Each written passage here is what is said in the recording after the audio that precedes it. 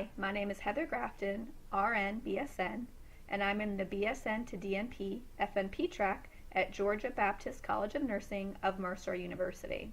I'm going to talk to you today about research ethics and healthcare policy in regard to pregnant women. You may or may not be aware, but historically speaking, pregnant women have continually been a marginalized study population when it comes to clinical research. Pregnant women are a very important population to study, as more than 4 million women in the U.S. and 131 million women worldwide give birth annually. Because there is a lack of sufficient research data on pregnant women, many providers are hesitant to recommend medications or treatments to this particular patient population. In addition, these pregnant women are hesitant to take medications or follow a treatment plan because there is such a lack of sufficient data. Therefore, they don't really know what the effects will be, both short and long term, on themselves and their baby.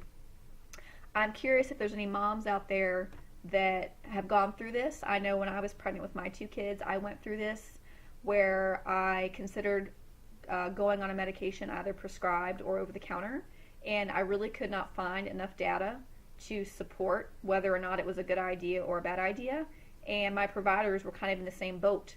They really could not find enough data either to support either going on the medication or not going on the medication, and so we were ultra conservative and just didn't do anything, and that was because there just wasn't a lot of data out there when it came to these medications and these treatments with pregnant women. I'm curious if any of you out there who are mothers experienced anything similar to that. So because we do not have a lot of data on pregnant women, it really is critical that we include them in clinical research and pharmacological studies. By not properly treating a pregnant woman's condition, it can have devastating consequences for both the mother and the baby.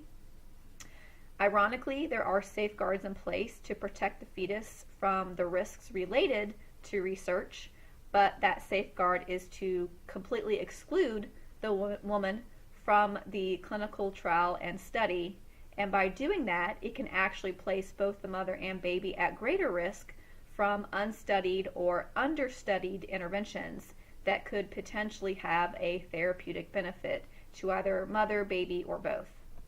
Including pregnant women in research is long overdue, and it is important that they are included. However, before we jump the gun and go right to it, it's important that we discuss the ethical and moral issues that go along with that, and we need to also discuss the safeguards that should be in place to minimize the risk to both mother and fetus so that we can ensure beneficence to everyone involved in these studies. So when it comes to research ethics, one of the first ethical debates, if you will, that we really get into is to whether or not the fetus has legal and moral status as an unborn child. As you can imagine, it's kind of split down the middle. Half researchers feel like fetuses do in fact have legal and moral status as a child, and there are other researchers who contradict this and invalidate this claim and say no, they don't. Fetuses do not have legal and moral status as a child. So the people that don't think fetuses have that legal status and that moral status as a child base their thought on 2 things here. So their first reason for not thinking that involves the claim that the fetus has the same moral status as a child. I found an article by McCullough, and it states that a fetus has dependent moral status, not independent moral status. And to further clarify what that means, dependent moral status is conferred freely on an entity by others, not out of an obligation to do so. However, independent moral status is something in which others must confer as a matter of obligation, usually to respect the rights of an entity. So basically what that means is that there are researchers that do not feel a fetus is a rights bearer. They have dependent moral status. They are not a rights bearer. Therefore, no independent moral status. However, on the flip side, you have researchers that feel a fetus is a rights bearer Therefore, they have independent moral status, not dependent moral status.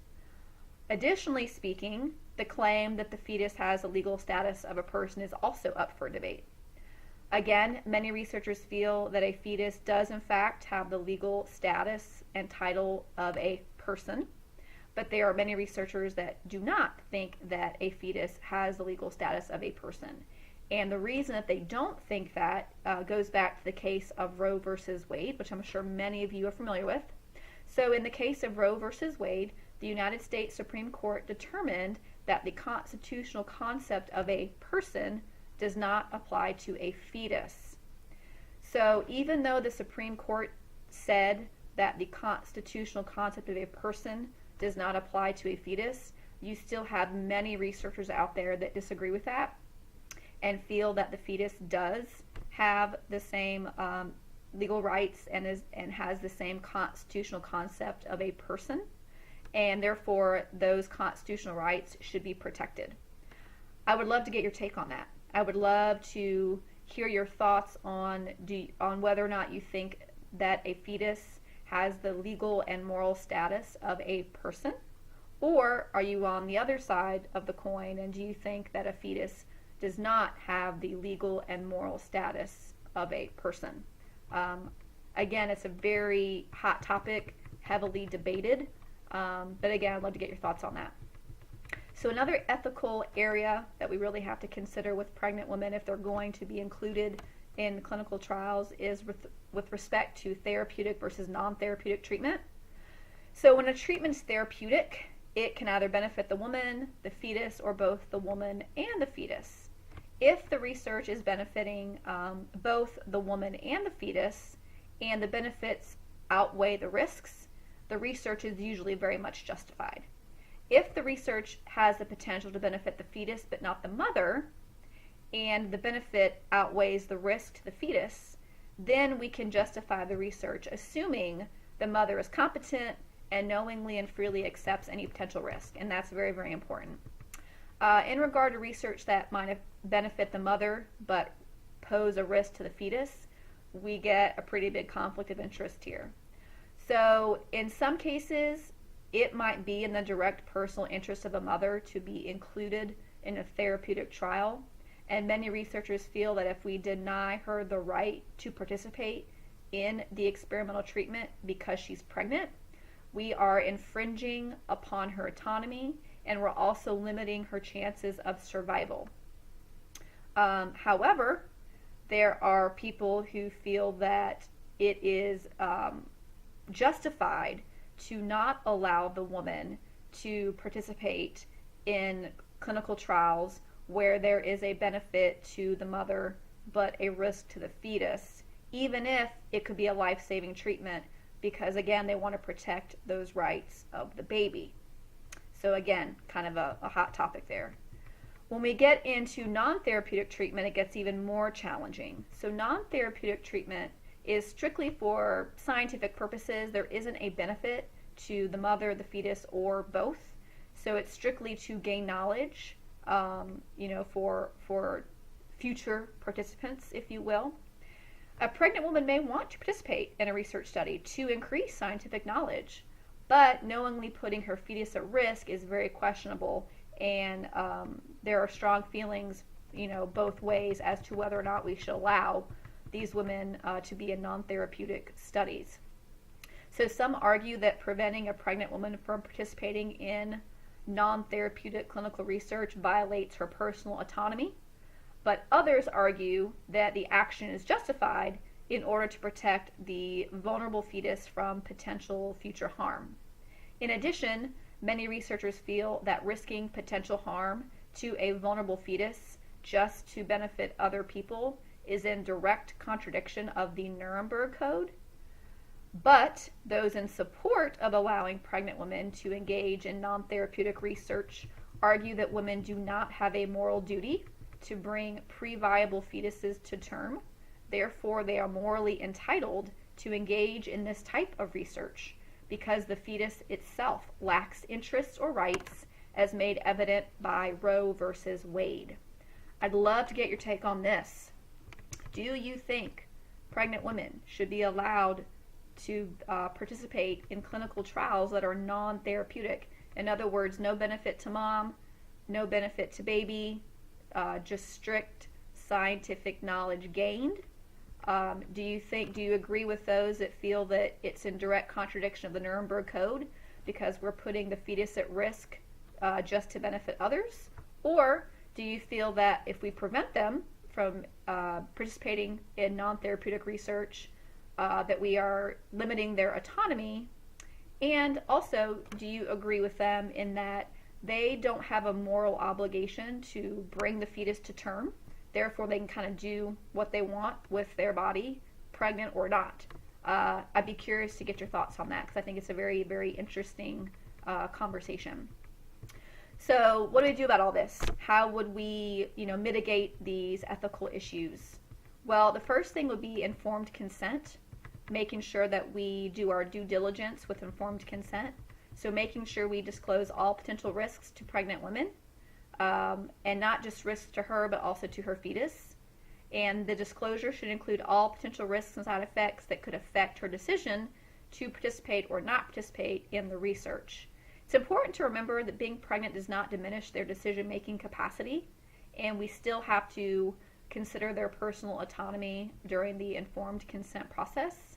I think it would be really important to have a physician investigator that is competent in the area of pregnancy to discuss the potential benefits and risks to the pregnant woman, to the fetus, and to also discuss any other values that the pregnant woman might find important.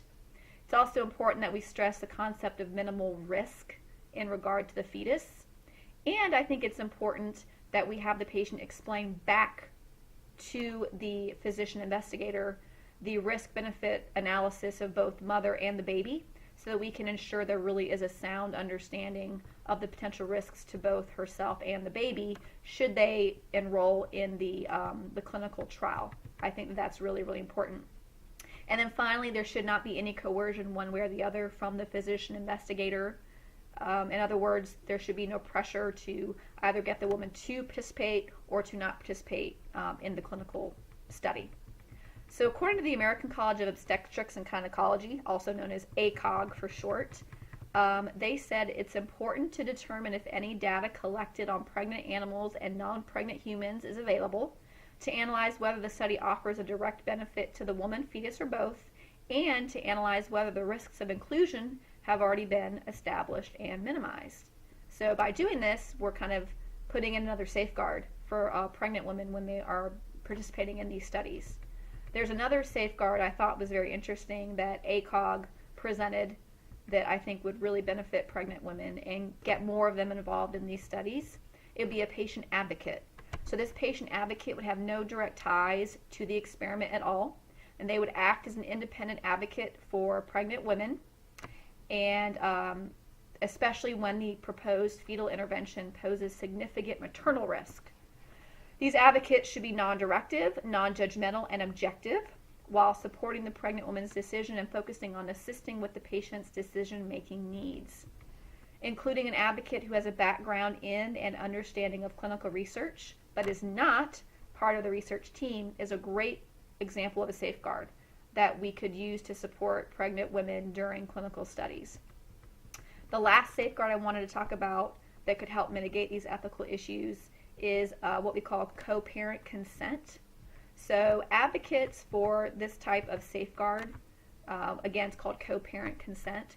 They believe it represents a reasonable compromise between acknowledging parental rights and reducing barriers to participation in research by pregnant women. So by having the non-gestational parent have a say in whether or not the fetus can participate in a research study gives an extra layer of protection and advocacy for the fetus that it otherwise would not have. And in regards to the researchers, they are much more likely to include pregnant women in their studies if they have both parents on board. There is less fear of recourse from the non-gestational parent if they have a consent form signed by them as well. So jumping over to healthcare ethics and pregnant women, there's really two ideas here that we kind of have to consider: the principle of maternal autonomy and then the maternal-fetal conflict. So with autonomy, there is this underlying belief that many professionals have that increased options provides increased autonomy. So what that means is that by providing women more options, they have more autonomy, and that isn't necessarily the case.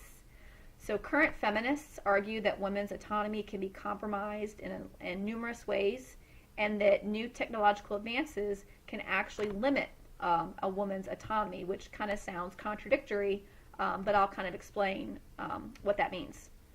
So many researchers argue that the act of offering new technologies to pregnant women and providing them with more options can actually be a form of coercion in and of itself. And this term ambiguity of choice was coined by Davies in 2001. And what that means is that although we have these great technological advances and it helps to increase all these choices for pregnant women, they really may not feel like they have a choice at all. They may feel like because there are all these options, they feel the need to explain and defend their decision if they don't want to take advantage of all of these opportunities they have presented to them. And this added pressure really makes it difficult for the patient to say no when they are offered a procedure or a treatment while they're pregnant. Additionally, researchers claim that pregnant women will agree to various forms of testing and treatment because they feel pressured by providers in society to do whatever they can for their fetus, even if it goes against their personal concerns or objections. So it's really our job as providers to make sure that they do not feel any form of coercion, and that when we are presenting their choices, that we are presenting them in a way that is non-directional, non-judgmental, and that we support whatever decision they make, and we really support their autonomy. When it comes to maternal-fetal conflict, there are a lot of professionals that really do think that when a woman is pregnant, it's sort of like mother versus fetus, not mother and fetus. So this really promotes the notion that you kind of have to like side with one or the other, that you're either for the mom or you're for the fetus, rather than considering them kind of one entity, one unit. So treating these patients through the lens of this maternal-fetal conflict where it's mom versus baby really prevents providers from deciding upon a course of action that considers the needs of both mother and baby. And it makes the providers feel as if they've got to choose between the mom and the baby, which isn't necessarily the case. So if we want to address these issues of patient autonomy in pregnant women, we've got to provide treatment options in a non-directive way, which is really important. We don't want the woman to feel pressured to choose one way or the other, whatever that might be. It's really important that providers get to know their patients, discuss these treatment preferences, their goals of treatment, their objections to treatment, and any ethical, moral, or cultural considerations that they may have. It is also really important that providers kind of look through the situation with a pregnant woman through what we call a feminist lens. This allows for a holistic approach to the patient while understanding the complexities of their situation, and it can really prepare the provider to develop a course of action that benefits both mom and baby. So rather than looking at the situation as mother versus fetus, the provider should look at them as one entity and treat them both synergistically and holistically to the best of their ability, so that we can balance the beneficence of both mother and baby simultaneously. And by doing that, it'll help analyze the best treatment options for this patient population.